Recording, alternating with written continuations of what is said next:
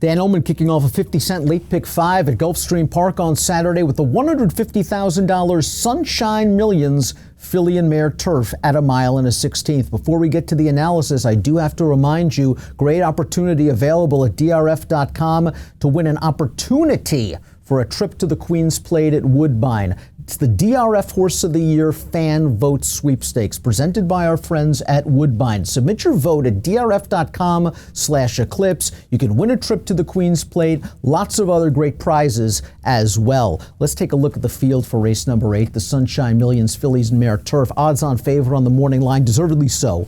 The 7 Starship Jubilee is looking for a three-peat in the Sunshine Millions Filly and Mare Turf, and she was a Grade 1 winner 2 starts back at Woodbine. She is way the horse to beat as she makes her 7-year-old debut for trainer Kevin Attard. Now, the Timeform US pace projector, very interesting. Starship Jubilee has shown some speed in the past. She's also come from off of the pace.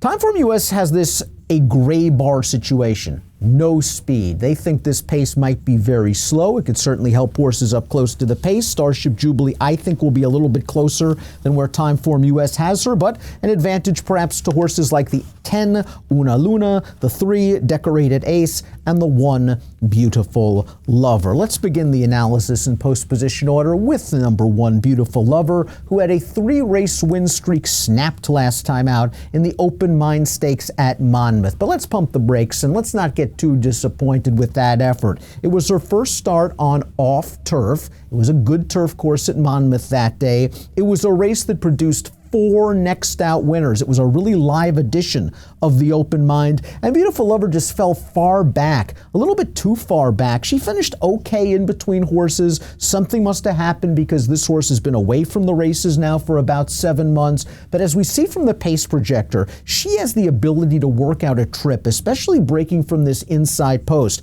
And when you have a Chad Brown trained runner coming off a long layoff in a stakes race, you usually don't worry. Look it up in Formulator. His numbers are excellent. Beautiful Lover has a lot of upside potential, but he's going to have to deal with the older, hard-hitting Starship Jubilee. You're going to have to do it a little bit of a layoff. The 2 is Just Sassy, and this is a big ask for Just Sassy, who was beaten last time out in a $16,000 open claimer at 1 1/16. She was 20-1 against claimers. She's rightfully 50-1 on the morning line in here, and her best buyer speed figure of 70 just isn't going to do it. The connections, I think, are just going to take her back, hope to make one run as the Timeform US pace projector has it, and maybe she can get a piece of the pie and perhaps some valuable black type. The 3 is Decorated Ace, and again, you always have to worry about anything Mike Maker claims. Maker claimed this horse at Saratoga for $40,000. He hasn't made hay just yet, but you never want to give up on a Maker claim. This horse got beat last time out going 1 mile in a starter optional, showing good early speed. I think Louis Sias has to try to send this horse here, get good position, maybe it'll work out. She does have a little bit of back class. The 3rd place finisher from the most recent race at Gulfstream shipped up to Tampa Bay Downs in a $32,000 optional claimer, ran 2nd with an 81 buyer speed figure. Decorated Ace has work to do on the buyer scale, but perhaps her tactical speed can put her right into the mix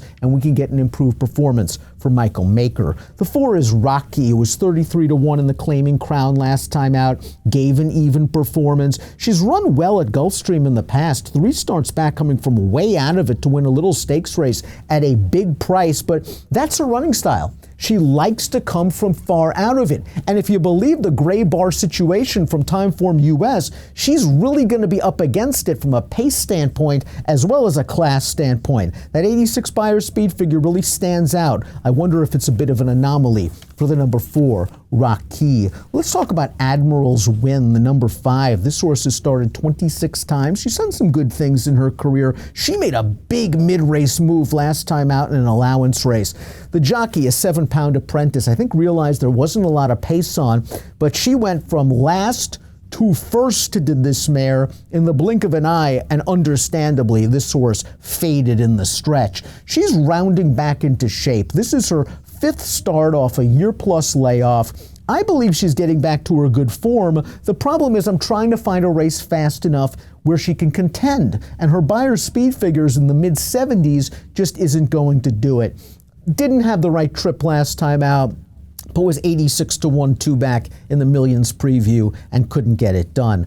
I think the 6, Sweet Hitchhiker, is the price horse that you might want to try to hook up with the favorite in here. She has not been out since June, but she shows a recent bullet workout at Palm Meadows for a very underrated barn. Let's go back to her most recent turf race at Gulfstream on May the 5th. She's last on the rail, and it looks like this gray horse on the outside has all the momentum. Sweet Hitchhiker is getting to the outside now, and she's probably just going to get into second, right? Well, no. She really comes flying at the end of this race, and she's going to take the measure of this gray horse right at the wire. Now, she did have a big pace to work with, something that might not be available to her on Saturday at Gulfstream Park, but she beat 2 next out winners, and you saw with that kick that there's something here. She's very lightly raced, so while she does have to deal with a layoff, she's also a lightly raced 4-year-old that might be reaching peak maturity. We've seen Starship Jubilee's best race. I'm not sure we've seen the best race from Sweet Hitchhiker, and I think she's a horse at a price 20-1 on the morning line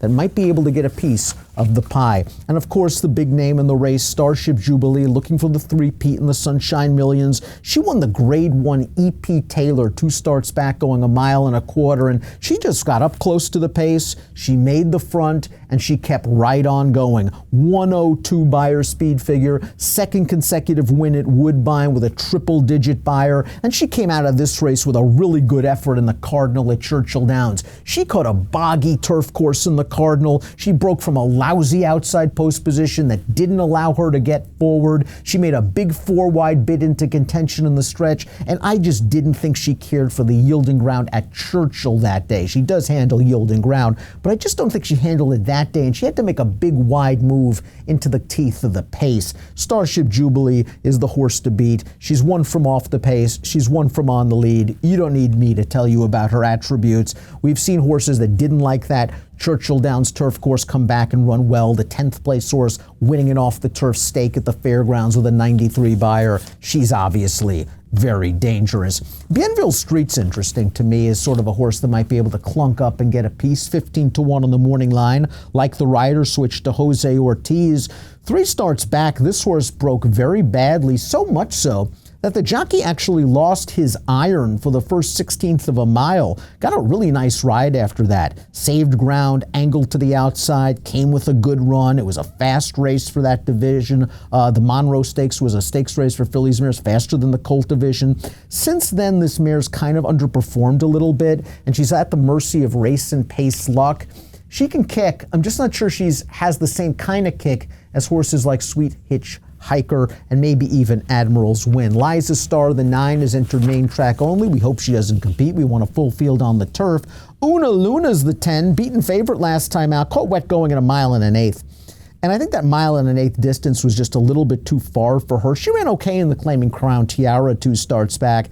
Nice trip for most of the way. Floated very wide, though, turning into the stretch and was rallying to finish second.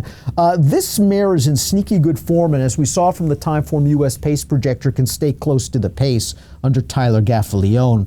Vow to Recover is the 11. This horse was beaten less than 2 lengths in a graded stake 2 back. All in all, I thought she had a good trip saving ground. She was in minor traffic in the stretch, but just couldn't finish. Last time out in that Miss Gracie Stakes, she was up close to the pace and faded. She's a horse that can be close to the pace. I don't love this outside post position for her. She's coming off a September layoff, and she might need one, but 20-1 seems a little bit high for a horse like Vow to Recover. I would love to get clever in this race, but I can't. As we take a look at my top pick, I do think that Starship Jubilee is going to make it 3 Sunshine Million filly and mare turfs in a row, but I want to use the 6, Sweet Hitchhiker, for second, the One Beautiful Lover for Chad Brown third, Rocky, another horse that might be able to come from off the pace to get a piece fourth. 7-6-1-4 in the Sunshine Million filly and mare turf, kicking off a 50-cent pick 5 at Gulf on Saturday. Race 8, an approximate post time of 3:03 Eastern. Good luck.